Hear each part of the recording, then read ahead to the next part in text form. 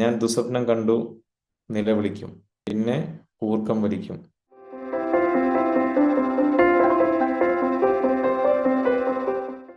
ഗ്യാൻ മുദ്രയിൽ കിടക്കുക, ഗ്യാൻ മുദ്ര ടാപ്പ് ചെയ്തിട്ട് കിടക്കുക, ഇവിടെ അങ്ങനെ ഒട്ടിച്ച് കിടന്നേക്കുക. ഓക്കെ, നല്ലപോലെ പ്രാർത്ഥിച്ച് കിടക്കുക.